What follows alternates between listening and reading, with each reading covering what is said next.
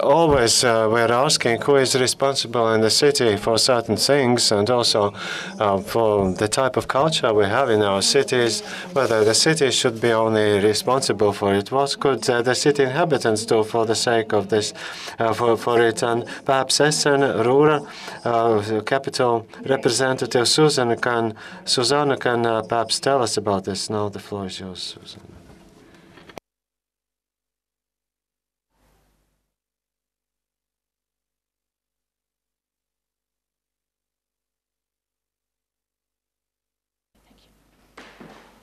So hi to all of you. I am very happy to be here, and I have to say that I feel very comfortable here in this venue because it's very familiar already to me, because in the Ruhr region we also have a lot of former industrial spaces which are now transformed into cultural venues, and so that makes me feel very comfortable and easy here.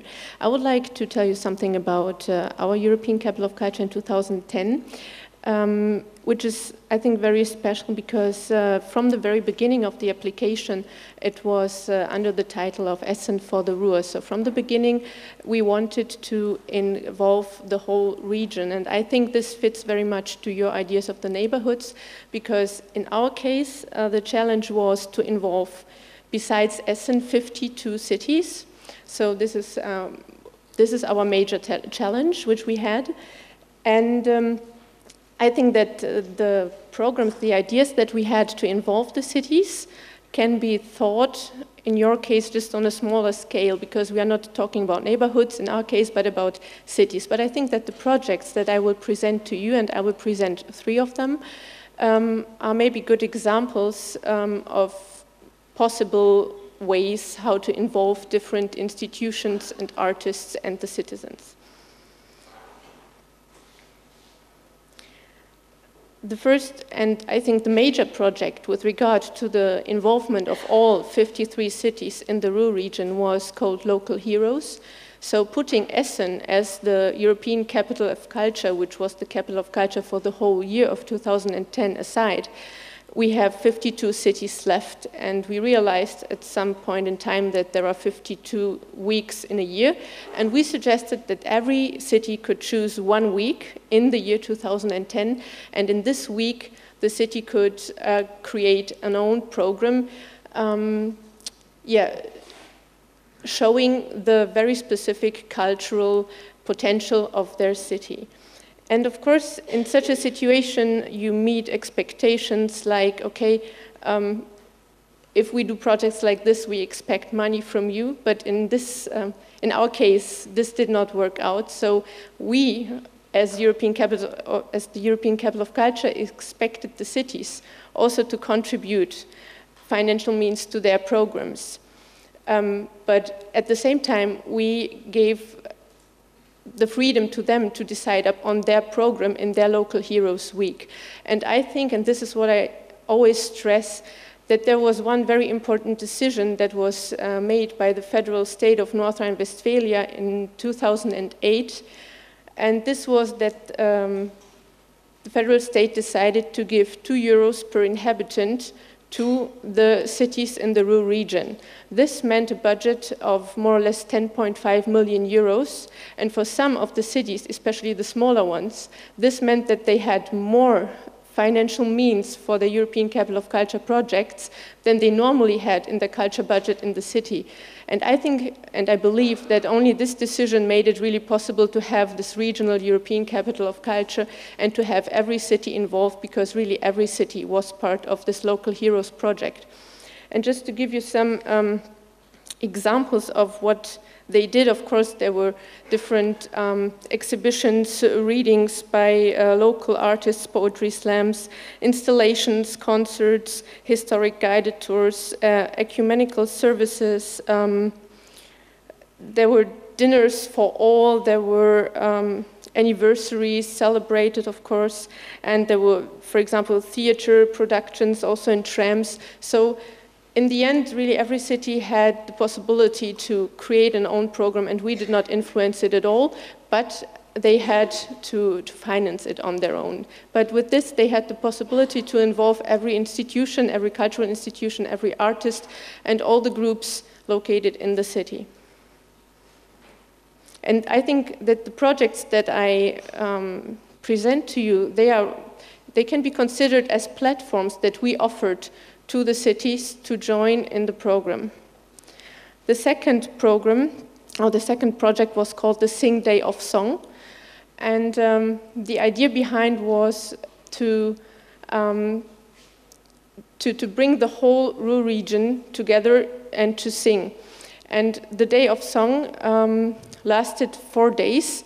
And in these 4 days, in every city, there were choirs organizing their own concerts. We had 600 single events in these 4 days, and 760 choirs were involved, 25,000 singers more or less, and also choirs from 14 twin cities were invited to participate in this event.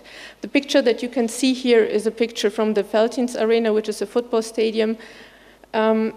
And this was like the major point, the biggest concert during these days. We had 7,000 singers sitting on the football field, and there was no real audience because the people sitting in the audience were also singers, and they were part of the whole project. There were different, let's say, categories of concerts. There were concerts in which the twin cities were involved. We had concerts under the motto of Sing Social. They took place, for example, in homes for elderly people, in hospitals, in kindergartens, and so on. We had the idea of Sing Frontal. That meant that we had concerts going on in the public space, on bridges, in shopping malls, and so on, so that in the end, the citizens could not really avoid this program because they met the choirs everywhere all around the city. And we had a program in which really every city published the different concerts they were organizing during these 4 days. And Sing Sacral, like concerts taking place in churches and other institutions. We had a repetition of this whole idea in 2012, again a very, I would say, successful event with some new formats like Sing Children and Sing School, and we are thinking again about repeating it, because what I could see when I went to the different places was that singing is really something that links the youngest that maybe are not yet able to read with the oldest people.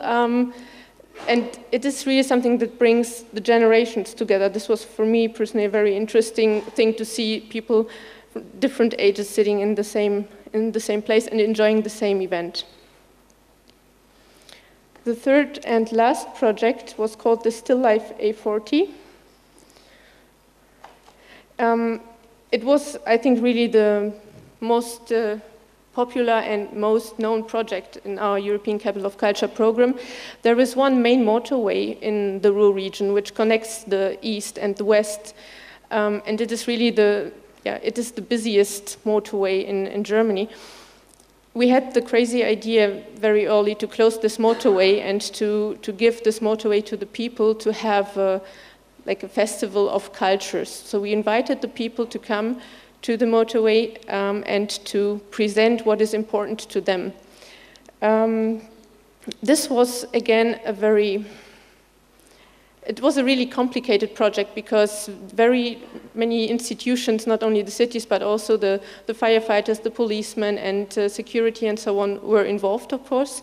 But it was really one of the most successful and also one of the projects that nobody could miss because the motorway is really like the artery of our region and you cannot not realize that something is going on there. What you can see here are pictures from the event itself. We were really lucky with the weather and also with the audience. We expected 1.2 million people, and in the end we had 3 million visitors, more or less, during that day. I hope that you can see it on the picture. On the one side, the lane was free for people using bicycles or inline skates. And on the other side, this was reserved for people walking over the motorway, and we put 20,000 tables on a length of 60 kilometers. And every individual private person as well as institutions as well as clubs were invited to apply with their ideas and programs to rent such a table. And what happened then on the motorway was like we had musical contributions, we had dancers, we had people bringing their food on the motorway, we had football fans, football clubs, we had card and chess players, we had puppet theater, painters, we had people giving massages to other people, table football, everything. It was really a broad variety of different things that the people wanted to share with others, and what they wanted to show is important to them and what they understand as culture. So this again was a platform for everyone to present his or her culture. I think what the experience we made is that it is really important to involve individual people, because with this you can reach their families, their friends, and this is the best marketing, the best communication you can do. So what we made through these projects is giving a platform to the people and making them responsible for the content and for the program. And these were the most successful projects I think we had. So I think that's it. I hope it's still fine. Okay. Paldies. Vai kādam ir jautājums? Tūlīt.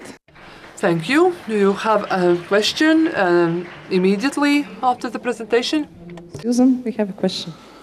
Warum protestieren Sie nicht gegen Diskrimination der deutschen Sprache in dieser Konferenz?